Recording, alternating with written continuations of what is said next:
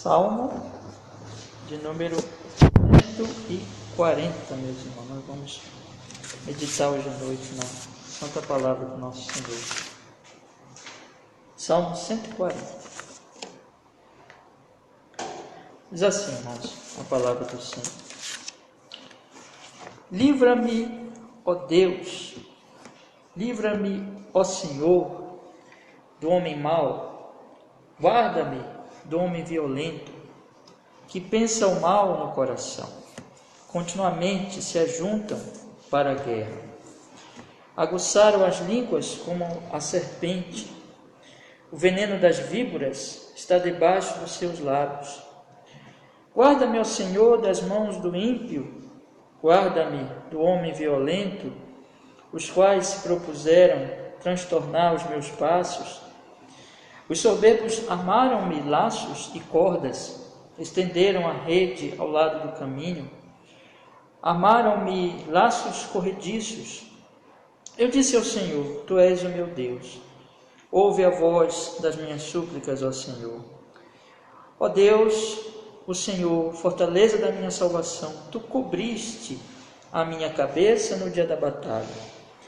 Não concedas ao Senhor, ao ímpio, os seus desejos, não promovas o seu mau propósito, para que não se exalte. Quanto à cabeça dos que me cercam, cubra-os a maldade dos seus lábios. Caiam sobre eles as brasas vivas, sejam lançados no fogo em covas profundas, para que se não tornem a levantar. Não terá firmeza na terra o homem de má língua. O mal perseguirá o homem violento até que seja desterrado. Sei que o Senhor sustentará a causa do oprimido e o direito do necessitado. Assim os justos louvarão o teu nome, os retos habitarão na tua presença. Amém. Vamos orar? Senhor, nos dê a sua bênção neste momento, nós te pedimos a sua palavra, Senhor. Pai, perdoa os nossos pecados que tivemos neste momento no nosso coração, na nossa vida, que possamos realmente compreender esse texto e aprender, Senhor, mais um pouco do Senhor, te conhecer mais, te amar mais e sermos grandemente edificados em honra e glória ao teu nome. Nós oramos assim em Cristo, nós agradecemos, Senhor. Amém e amém. Pode sentar, gente, pode sentar. Meus irmãos, este Salmo número 140 é mais um dos salmos de Davi, desses últimos salmos de Davi, do Saltério. E ele claramente é uma oração ao Senhor pedindo por livramento.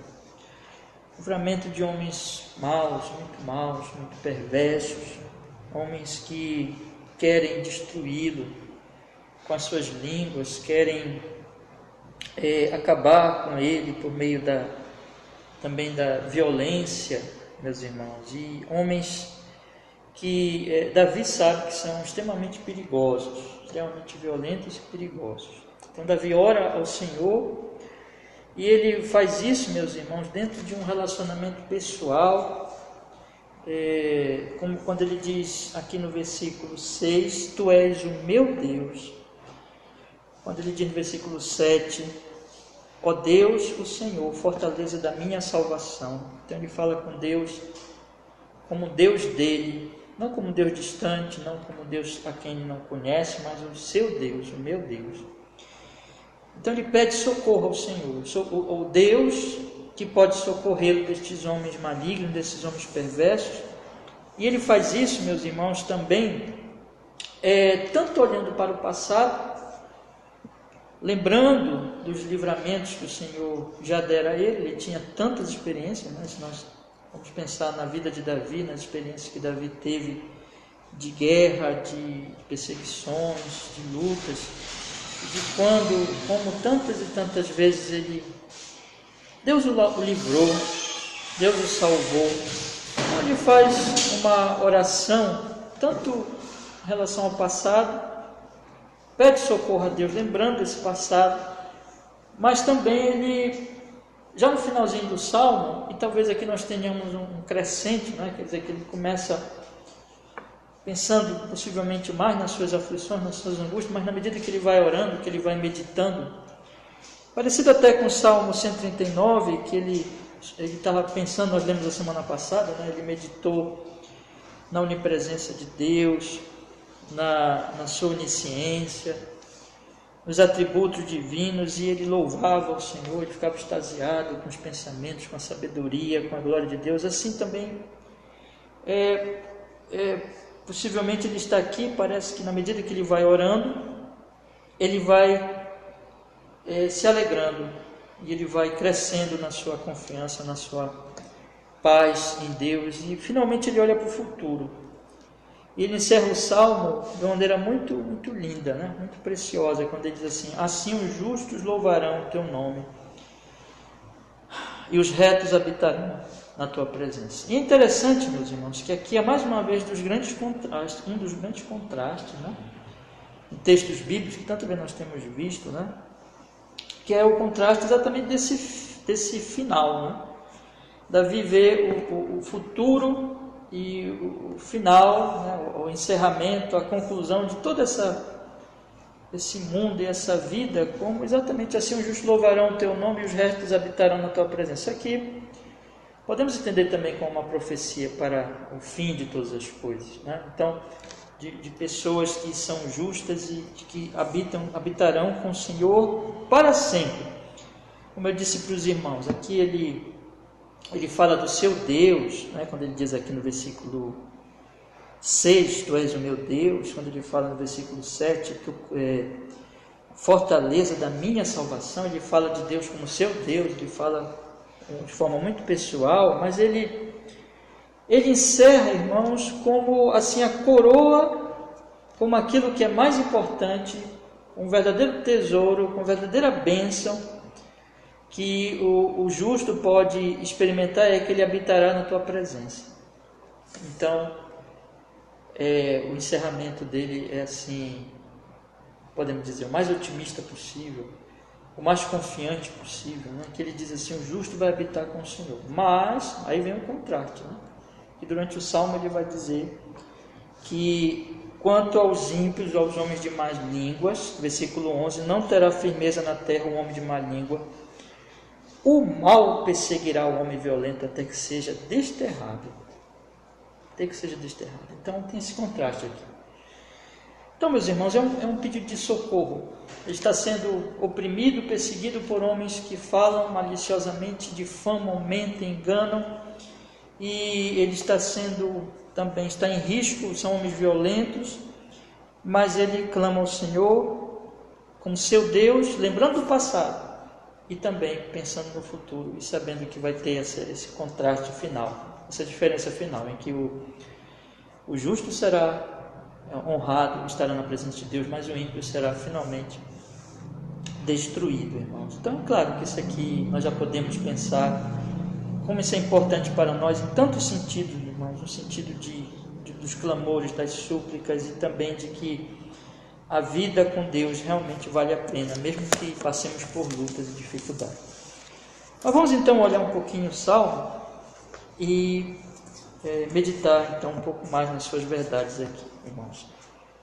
Eu penso que nós podemos dividir o Salmo aqui em 3 partes, irmãos. Em primeiro, ele pede esse socorro a Deus, que vai do versículo 1 ao versículo 5, lembrando, ele vai descrevendo o homem ímpio. Ele faz aqui, descreve o homem ímpio, esse homem aqui de quem ele está falando, verso 1 ao verso 5, pedindo socorro. Então, o verso 6 ao 8, ele lembra, verso 6, melhor dizendo, 6 e 7, de fato, ele lembra, esses 2 versículos, ele lembra do passado, ele lembra das experiências que Deus deu a ele, e ele então está pedindo socorro, lembrando essas experiências que o Senhor já operou, esses livramentos que Deus já fez na vida dele. E a última parte do Salmo, do verso 9 ao verso 13, ele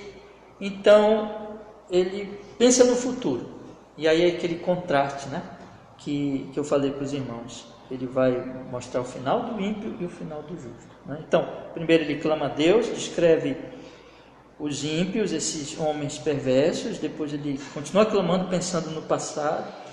E aí, na última parte, ele pensa já no futuro. E ele faz também uma oração pedindo justiça. E é aqui, então, Deus, através dele, né, está falando, e ele está profetizando em nome do Senhor o fim, tanto do justo como do homem ímpio. Vamos ler então, meus irmãos. Veja que é um pedido de socorro. Veja que é um salmo de Davi. E ele diz assim: livra-me, ó Senhor, do homem mau. Guarda-me do homem violento. Veja que ele está pedindo socorro. Ele está pedindo socorro de um homem que é mau. E ele está pedindo que o Senhor o socorra do homem violento. Ele pede livramento. Ele pede que o Senhor o guarde. Homem mau e violento. Um homem tão perigoso, perverso. Um homem, irmãos, que a perversidade dele, conforme todas as escrituras vão mostrar para nós, começa no coração. No versículo 2, então, a palavra de Deus vai dizer que pensa mal no coração. Continuamente se ajuntam para a guerra. Então, esse tipo de homem, o problema dele são os pensamentos dele. Aquilo que ele fala, aquilo que ele faz, na verdade, não são meras ações, mas conforme todas as escrituras vão mostrar, são frutos de um coração mau, de um coração perverso, que pensam mal no coração. Então, ele já pensa, dentro do seu coração dele, ele já está ali, vamos dizer assim, pensando nas palavras e nas ações malignas, que na verdade tudo isso brota do seu próprio ser, do seu próprio coração, da sua própria natureza maligna. Se ajuntam para a guerra. Eles estão sempre promovendo a guerra. São homens de guerra, são homens que promovem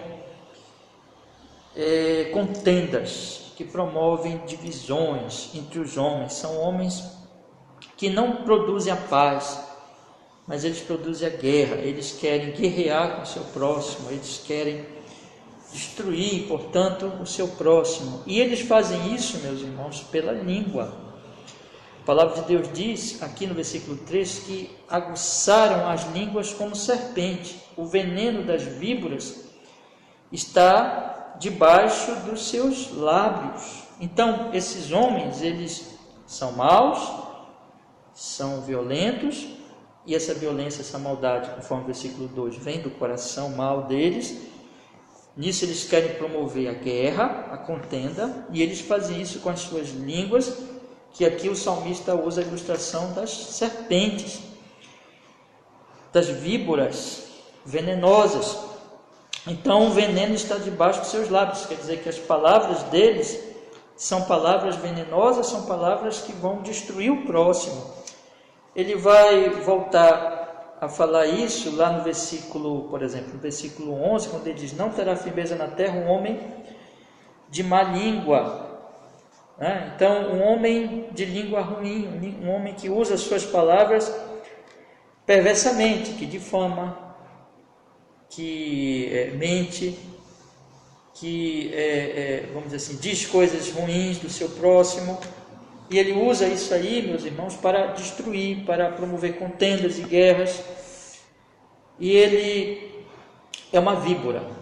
A palavra dele tem veneno. Irmãos, este salmo, este trecho aqui, junto com outros salmos, o apóstolo Paulo ele vai usar em Romanos capítulo 3, para fazer assim como que uma radiografia do homem sem Deus. Vamos olhar aqui Romanos capítulo 3, rapidamente, por favor. Vocês conhecem muito bem esse texto. Esse texto, o apóstolo Paulo, ele quer mostrar a injustiça dos homens, a maldade dos homens, desde o seu coração, e que eles não temem a Deus. Veja o que ele diz no versículo 10, Romanos capítulo 3, versículo 10. Como está escrito, Paulo está com interesse aqui de mostrar que todos estão debaixo do pecado. Aí ele começa falando assim, e ele cita vários textos das Escrituras do Antigo Testamento, salmos, e entre este, o Salmo 140, um trechinho do Salmo 140. Então ele diz: não há um homem justo, nem um sequer. Não há ninguém que entenda, não há ninguém que busque a Deus. Todos se extraviaram e juntamente se fizeram inúteis. Não há quem faça o bem, não há nenhum só. A sua garganta é um sepulcro aberto, com as suas línguas tratam enganosamente. Peçonha de áspide, olha aí, está debaixo dos seus lábios. Então, um trechozinho lá do Salmo. Cuja boca está cheia de maldade e amargura. Seus pés são ligeiros para derramar o sangue, seus caminhos a destruição e miséria. Não conhece o caminho da paz. Não há temor de Deus diante dos seus olhos. Veja que ele começa dizendo que não há um justo, não há ninguém que entenda, não há ninguém que busque a Deus. Não há ninguém que tema ao Senhor. Então nós observamos que o problema básico dessas pessoas é a falta de temor a Deus. Elas não temem, elas não buscam o Senhor, elas se extraviaram e assim, irmãos, elas operam maldades. Ele descreve aqui uma maneira muito forte. E usando, inclusive, um trecho do Salmo, que a garganta é um sepulcro aberto, com as suas línguas, principalmente a segunda parte aqui, do verso 13, com as suas línguas trata enganosamente, e essa parte agora, peçonha de áspide está debaixo dos seus lábios, a boca está cheia de maldade e amargura, os pés correm para derramar sangue, enfim, pessoas mais, irmãos, que não temem a Deus. E porque elas não temem a Deus, o coração delas não teme a Deus, o coração delas é um coração violento, é um coração que produz violência verbal, violência, são então agressivos, são mentirosos também, difamam, ofendem, humilham o próximo, tudo com as suas línguas, com as suas palavras, e eles são venenosos, algo que é muito forte aqui. Então, as palavras deles matam as pessoas. Então, Paulo usa isso lá do Salmo 140. Então, voltando para o Salmo, como diz aqui no verso 3, conforme a nossa tradução, aguçaram as línguas como serpente, e o veneno das víboras está debaixo dos seus lábios. Irmãos, eles são homens também violentos, e aqui o Davi usa, talvez não seja literalmente, mas a prática deles e a vida deles produz isso que Davi diz aqui no versículo 4, voltando para o Salmo. Ele diz assim: guarda-me, ó Senhor, das mãos do ímpio, guarda-me do homem violento, os quais se propuseram a transtornar os meus passos. Os soberbos armaram-me laços e cordas, estenderam a rede ao lado do caminho, armaram-me laços corrediços. Então, com uma armadilha que vai pegar um passarinho, um animal, eles põem no caminho de Davi ali aquela armadilha, porque quando ele passar, ele caia. Possivelmente aqui não é literal, ou seja, ele não esteja dizendo que alguém realmente vai lá no caminho de Davi e coloca uma armadilha, mas que através das suas artimanhas, através das suas palavras, através também das suas ações, eles vão colocar Davi numa situação difícil e bem provavelmente, mortal mesmo, querendo matá-lo, querendo destruí-lo de alguma forma, meus irmãos. Não que talvez seja, repito, literalmente só quando Davi está ali andando no caminho, mas ele usa isso mais como ilustração de pessoas que estão lutando para que ele caia numa armadilha, Então, e possivelmente uma armadilha mesmo de morte, que vai matá-lo, que vai destruir a sua vida. É importante nós notarmos que ele pede para Deus livrá-lo, versículo 1, guardá-lo, versículo 1, guardá-lo de novo no versículo 4, quando ele diz guarda-me. Então ele confia no Senhor, ele sabe que só o Senhor pode livrá-lo de pessoas assim perversas, pessoas assim que usam suas palavras e suas ações para destruir o seu próximo. São homens violentos, Então eles falam e eles agem para a violência, para produzir guerra, contenda, destruição, morte.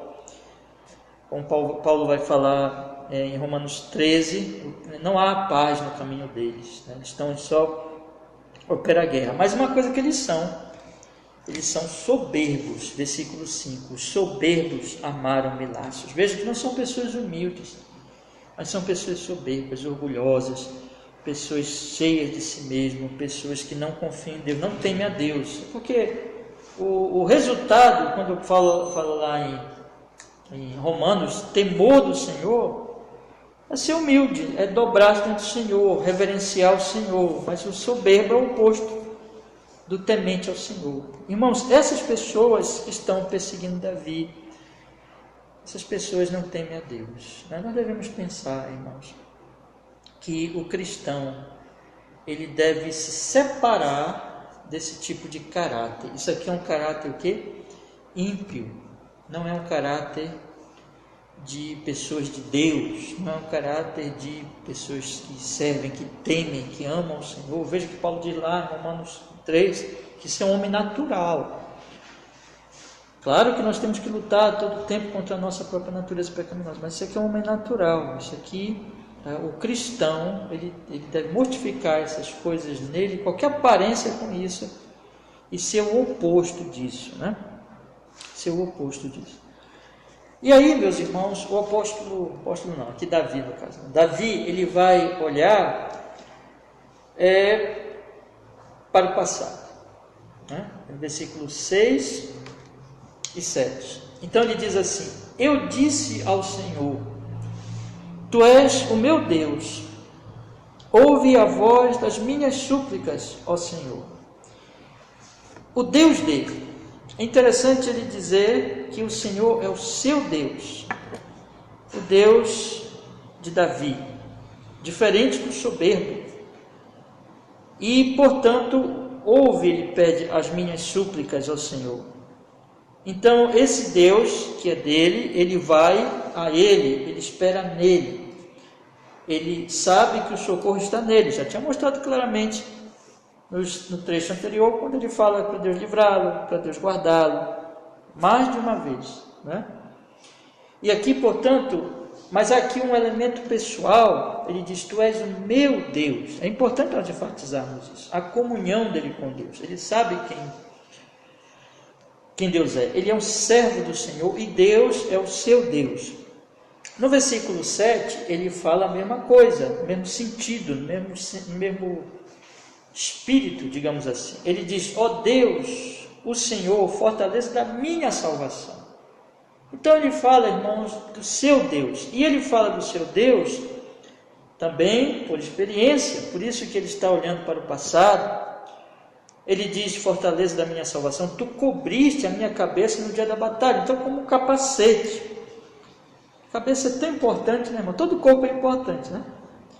Mas afetou a cabeça seriamente, acabou, né? Então, por exemplo, a pessoa anda de moto, né? Pelo menos, moto é uma coisa perigosíssima, mas pelo menos use o capacete, né? Porque para evitar um dano no crânio, na cabeça, né? Então, aqui Davi está pensando que Deus está protegendo a sua cabeça, Deus é o seu protetor, Deus é o seu guarda, Deus o guardou. Ele tem tantas experiências com Deus dessa forma. Olha, meu irmão, nós todos aqui conhecemos a história de Davi, nós sabemos como Deus esteve com Davi, guardou Davi, inclusive guardou do mal dos males, né, que é o pecado. Aquele caso clássico de Davi com Batseba, que Davi caiu no pecado, mas Deus foi e restaurou Davi. Então, irmãos, Deus é o protetor de Davi. Deus é o que o protege, o guarda, a sua fortaleza. E assim, irmãos, por essa experiência, Davi está aqui tanto louvando e sabendo que a intimidade dele com Deus, ele ama a Deus, ele teme a Deus, ele diz que Deus é o Deus dele, a fortaleza sua. Percebe a linguagem aqui? Pessoal e de intimidade. E ele então, por causa disso, ele ora, ele clama, e também aqui no certo sentido está louvando ao Senhor. Irmãos, essa intimidade com o Senhor devemos buscá-la, devemos crescer nela e devemos experimentá-la. Deus é um Deus experimental, digamos assim. É um Deus em que eu experimento a comunhão com Ele. Não é um Deus impessoal, não é um Deus distante, não é um Deus físico. Eu não vejo Deus e eu não preciso tocar em Deus. Ele é Espírito, mas Ele se revela a mim e Ele está comigo. no seu Filho Jesus, na sua palavra, na sua verdade, no seu Espírito Santo, e eu devo buscá-lo, devo me entregar a Ele cada vez mais, experimentar o seu cuidado, o seu amor, experimentá-lo como minha fortaleza, experimentá-lo como meu protetor, como aquele que guarda a minha cabeça. Eu devo confiar nele, eu devo buscá-lo assim, devo experimentar o Senhor assim. E na medida que eu for, e a Bíblia mostra claramente que nós vamos ter lutas por toda a nossa vida, mas na medida que nós formos experimentando essas lutas, nós vamos lembrando, e essa lembrança vai nos ajudar nas lutas presentes. Lembranças passadas do livramento, do cuidado do Senhor, vai nos ajudando nas lembranças presentes, nas necessidades, presentes, irmãos. E isso é muito importante nós cultivarmos isso e também sermos levados a agradecer, a louvar o Senhor. E digo mais, não somente as minhas experiências, mas a experiência do povo de Deus. Porque o que nós fazemos, num certo sentido, quando nós lemos a Bíblia, quando nós falamos dessas coisas, falamos de Davi, falamos de Paulo, de Pedro, de Moisés, de Abraão, de Adão, de Abel, né? Falamos do passado, falamos desses heróis, desses homens de fé que confiaram no Senhor e que esperaram nele. Falamos de Eva, por exemplo, para vocês verem bem lá no início, de Adão e Eva. Assim, Eva, quando gerou Caim, ela pensou na promessa de Gênesis 3,15. Ela pensou no passado. Então, todas as vezes que nós estamos olhando, irmãos, para a Bíblia, nós estamos lembrando do passado, que além do nosso passado, mas que nós estamos ligados a esse passado. Deus que tem se revelado ao longo da história. A história revela Deus. E aquele grande palavra, grande frase, né? A história, tema, né, da Bíblia, a história da redenção. Nós temos que olhar para as Escrituras e ver que o Senhor é um Deus presente, é o Emanuel, né, que se revelou em Cristo, que tem estado presente com o seu povo, cuidado do seu povo até aqui, meus irmãos. Nós somos fruto desse cuidado. Nós nascemos no século XX, século XXI. Nasceu no século XXI já? Só agora, né? Aí nós, na verdade, no século XX mesmo. Aí, pensando, né, irmão? Nós nascemos no século passado, né? O Caleb nasceu no século XXI. Então, nós nascemos agora, mas nós estamos ligados a uma história muito antiga. Então nós temos que olhar, irmãos, e o Senhor que cuidou, sempre cuidou do seu povo, cuida de nós. Então Davi pensa: Deus, Tu és o meu Deus, ouve a voz das minhas súplicas ao Senhor. Ó Deus, Senhor, fortaleza da minha salvação, Tu cobriste a minha cabeça no dia da batalha. E aí ele pensa agora no futuro. Ele pensa primeiro, ele se refere aqui aos ímpios, a esses ímpios que ele tinha descrito, né? Homens de língua ruim, violentos, perversos dentro do seu coração. E aí ele ora a Deus, irmãos, para que haja justiça. Para que haja justiça. É uma oração que nós podemos fazer, né? Aqui, de certa forma, é uma imprecação, é uma maldição. Nós não vamos amaldiçoar ninguém, evidentemente. Inclusive, nós lemos domingo agora, no Romanos capítulo 13, que abençoeis, não amaldiçoeis, né? Mas há um sentido aqui que nós podemos, hoje, nos tempos do Novo Testamento, os servos do Senhor devem orar por justiça, e na verdade é isso que Davi está pedindo aqui essencialmente. Ele está dizendo aqui no versículo 8: não concedas ao Senhor, ao ímpio, os seus desejos, não promovas o seu mau propósito, para que não se exalte. Veja, meus irmãos, vai chegar um momento, o ímpio, ele pensa: vou vencer, vou derrotar o justo, vou me exaltar. Mas a Bíblia diz: não se iluda, ímpio, porque o Senhor te destruirá. A não ser, é claro, que este homem se arrependa, dobre-se diante do Senhor. Mas se ele persistir nesse caminho, ele não vencerá, não adianta. A impiedade e os planos ímpios são ilusões, nunca se concretizarão na verdade. E o que Davi pede aqui é justiça. Justiça é isso. É para que os desejos dos ímpios não se concretizem. Eles querem o mal, eles trabalham para o mal. E nós sabemos que no final das contas não se concretizarão. E Deus, até isso Deus faz resultar em justiça e no bem. Nós estamos estudando, por exemplo, o Evangelho de João e vendo como Caifás e como o Sinédrio e como aqueles homens, eles decidiram matar Jesus, decidiram matar a Lázaro para ficarem no poder, perversos, malvados, malignos. O que aconteceu com eles? Foram destruídos. Os desejos dos ímpios vão perecer junto com eles, meus irmãos. E o que ele está dizendo aqui, Senhor, não concedas aos ímpios os seus desejos, não promovas o seu mau propósito para que não se exalte. E há um detalhe aqui, né? O ímpio é soberbo e ele pensa que ele vai vencer pela sua soberba, pelo seu poder. Mas Davi está deixando claro aqui, está subentendido que quem dá força para o próprio ímpio é Deus. Porque quando Davi diz assim, não conceda ao Senhor o ímpio seus desejos, o ímpio pensa que vai conseguir por si, mas ele só vai conseguir se Deus deixar. Ou até onde Deus deixar.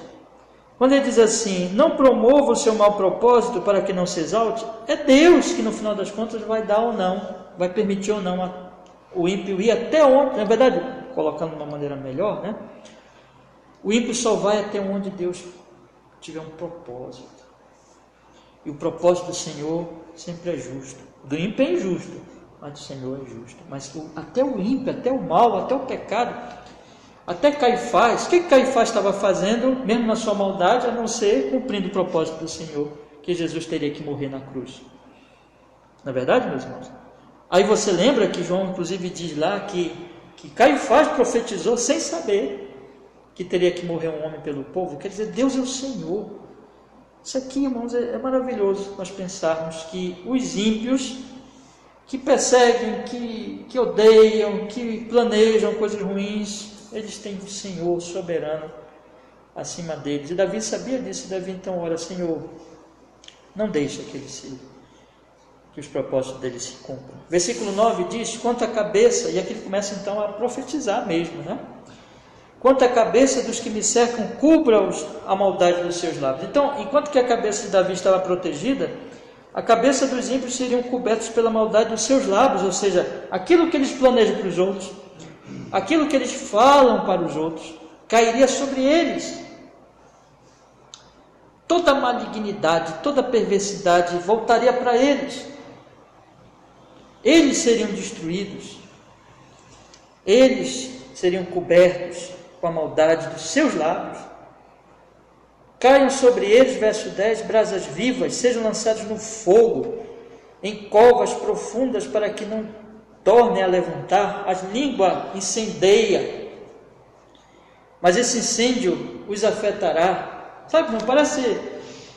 Acho que nós podemos ilustrar assim, parece alguém que loucamente queira incendiar a casa do seu inimigo, de alguém que ele odeia, mas o fogo se volta contra ele e ele morre no incêndio. Talvez essa seja uma ilustração, né? De que aquele incêndio que ele está promovendo, na verdade, o pecado, irmãos, mata aquele que quer matar. O pecado leva, como nós temos estudado, inclusive, também meditamos agora domingo, que, voltando a Caifás, aos fariseus, aos saduceus, ao sinédrio, eles decidiram matar Lázaro. O pecado é isso, o pecado é maldade, é fazer mal para o próximo, é matar o próximo. Mas a Bíblia está dizendo que esse incêndio vai cair sobre eles. Eles incendeiam, mas esse incêndio vem sobre eles. O pecado os incendiará, o pecado os matará. O ímpio não é um iludido, ele acha que ele vai se dar bem fazendo mal, mas o mal destrói. O mal é mal. O pecado é mal. Não podemos segurar o fogo com as nossas mãos. Quem de vocês põe a mão numa panela fervendo, água fervente, e não, sem consciência de que vai fazer mal às suas próprias mãos, né? Quem pode segurar o pecado? Quem pode cometer pecado achando que vai se dar bem? É impossível, porque o pecado é o mal dos males. O pecado é a morte. Então aqueles que promovem a morte se matam. Aqueles que matam morrem junto. A Bíblia então está dizendo que essas brasas, ou até usando Tiago diz que a língua incendeia, né? Essas brasas afetam esses homens. Eles caem em covas profundas para que não se tornem a levantar. Nunca mais eles sairão de lá. O versículo 11 diz: não terá firmeza na terra o homem de má língua. Não terá firmeza, não tem segurança, não tem estabilidade, não tem firmeza nessa terra. O que usa a língua para o mal perseguirá o homem violento até que seja desterrado. Irmãos, isso é muito, muito forte. Vai até que ele seja desterrado. O mal persegue. Então ele faz o mal, mas o mal se volta contra ele. Isso é uma figura muito forte das Sagradas Escrituras, mostrando o resultado final de uma vida de pecado, de uma vida de maldade, de usar a língua má, com perversidade, de ser violento, de promover contendas. Mas aí está olhando para o futuro, né? Mas aí ele fala do justo. E para o justo é completamente diferente. Olha o que ele diz nos 2 últimos versículos. Sei que o Senhor sustentará a causa do oprimido e o direito do necessitado. Deus, irmãos, promoverá justiça. Aqui é uma linguagem de justiça mesmo. Causa do oprimido, direito do necessitado. Percebe? Deus fará justiça. Deus é justo. E Deus fará justiça ao necessitado. Então, enquanto o ímpio está produzindo injustiças e acha que vai se dar bem, ele vai ser destruído. E isso faz parte da justiça. E o oprimido e o necessitado, a sua causa e o seu direito, Deus vai suster. Deus vai sustentar. Porque Deus é o Deus justo. E finalmente ele encerra dizendo: assim os justos louvarão o teu nome, os retos habitarão na tua presença. Então no final, quem será glorificado, louvado? Deus. Porque no meio de tudo isso, irmãos, aí nós podemos aplicar para esse mundo, onde nós olhamos a injustiça. Nós estamos vivendo um tempo tão terrível, essas mortes em Manaus, tanta gente. Quem é culpado? Muitos culpados. Não era para ter acontecido isso. Deus sabe de tudo. E Deus julgará esses perversos que promovem essa morte pelo país. 210 mil mortes. Isso não é só questão da natureza, não é só a doença, mas é negligências, perversidades por parte dos nossos governantes, das nossas autoridades. Mas o Senhor é justo. O Senhor vai derramar muito em breve a sua justiça. E isso, meus irmãos, trará honra ao seu nome, porque a justiça do Senhor glorifica ao Senhor. E os justos no final vão louvar ao Senhor, ao teu nome. O nome expressa o caráter de Deus. Deus é justo. E os retos habitarão na tua presença. Como eu disse lá na introdução, aqui está a maior bênção, em que os retos vão habitar na presença do Senhor Deus Todo-Poderoso. Isso aqui é uma linguagem, nós dizemos assim, escatológica, provavelmente. É uma linguagem do fim dos tempos, é uma linguagem quando tudo se encerrar, Apocalipse 21, e Deus habitará com o seu povo, eles estarão com o Senhor para sempre. Eles enxugará de seus olhos toda lágrima. Ali, irmão, não vai ter injustiça. Aqui é a cidade dos homens, aqui é a cidade da injustiça, mas aqui já temos a cidade de Deus, que está em nós, habita em nós, o reino de Deus. E essa cidade de Deus, ela vai ser estabelecida, o reino de Deus vai ser estabelecido plenamente no futuro. E quando isso acontecer, os justos estarão com o Senhor, mas os ímpios terão sido destruídos. Então, meus irmãos, aqui Davi encerra assim. Então, Davi fala do homem injusto perseguindo o justo e diz que o injusto será destruído e o justo que o injusto, né, será destruído e que o justo habitará com o Senhor. E mais um detalhe, para eu completar essa parte, nós fazemos algumas aplicações. A impressão que eu tenho é que Davi começa pensando muito na angústia, e ele diz: livra-me, Senhor, guarda-me, Senhor. E aí, pensando na angústia presente, aí ele encerra pensando no futuro, e ele encerra louvando a Deus, porque ele vai meditando nessas glórias e nessa justiça do Senhor.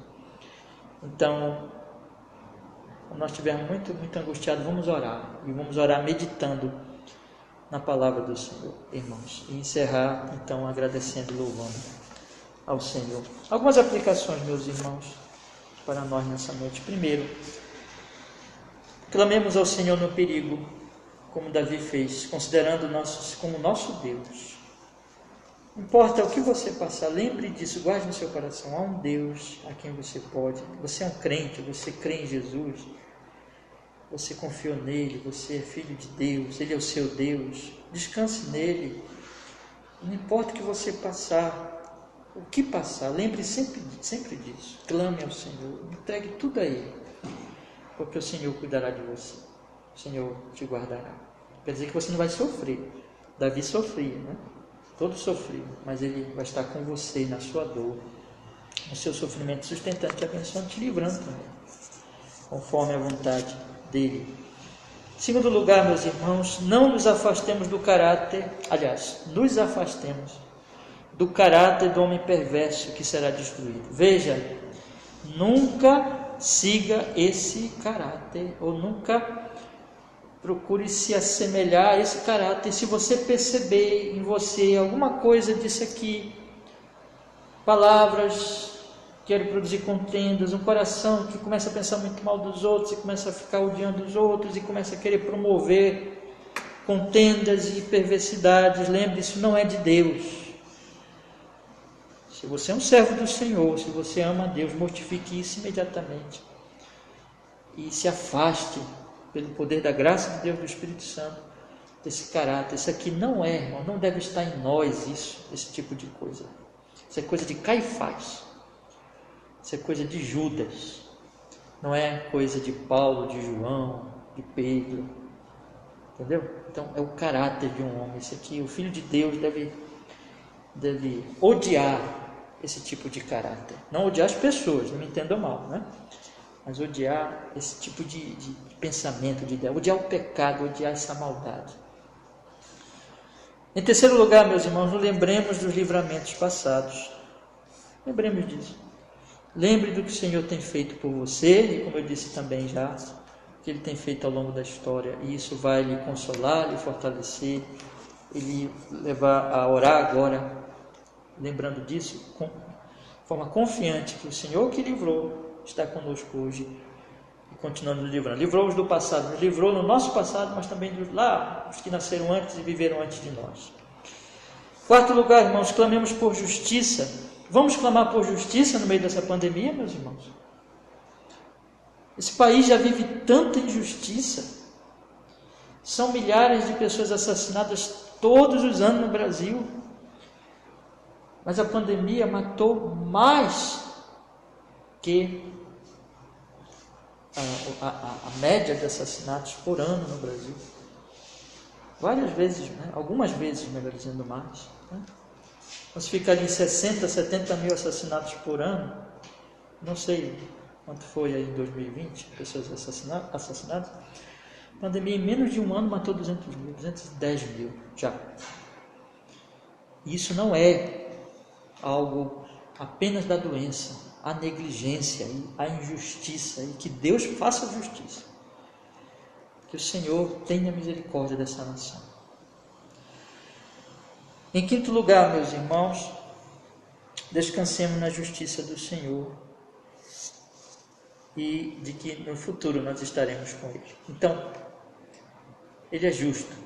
Você percebe que aqui Davi deixa bem claro: o Senhor fará justiça e um dia nós estaremos com Ele para sempre. E isso deve ser o nosso descanso, o nosso consolo em qualquer situação. Perceba que Davi encerra o salmo aqui se alegrando porque No meio da sua perseguição, da sua angústia, porque ele lembra que eu sei que o Senhor susterá a causa do oprimido e o direito do necessitado. Deus é justo.